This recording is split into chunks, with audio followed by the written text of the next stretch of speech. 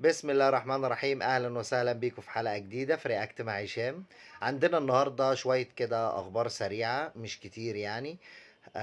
كابتن نبيل معلول المدير الفني لنادي الترجي التونسي عمل تويته قال اللي هو قدم استقالته لرئيس نادي الترجي.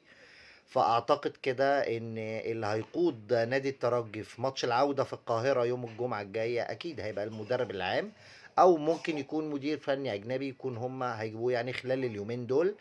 بس اعتقد كده ان الامور هتبقى يعني اكتر، هتبقى اصعب من ما هي صعبة اصلا.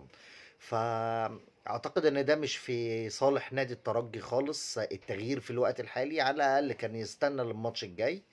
بس اعتقد ان هم هيوافقوا على الاستقالة دي، وهنشوف مين اللي هيبقى ماسك الإدارة الفنية في نادي الترجي الماتش الجاي ان شاء الله.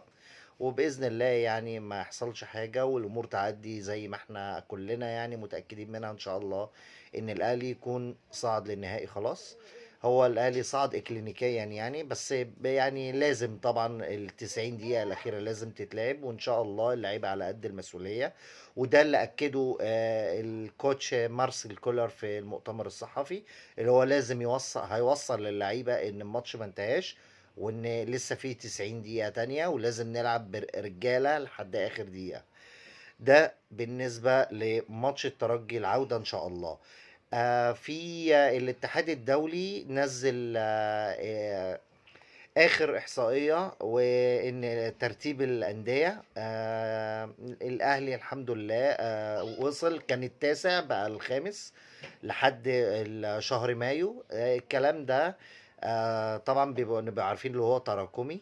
فالحمد لله احنا عمالين نعلى اهو، وان شاء الله نستمر على المكسب، وطول ما انت مستمر على المكسب التصنيف هيعلى ومركزك هيعلى في الاتحاد الدولي. احنا طبعا يعني كجماهير الاهلي احنا بنفرح جدا بالحاجات دي، وان شاء الله ان شاء الله من احسن لاحسن. وباذن الله باذن الله نتقابل بعد ماتش الزمالك والاسماعيلي اللي هو كمان نص ساعة. هنشوف نعلق مع بعض كده ويا مسهل الحال يا رب.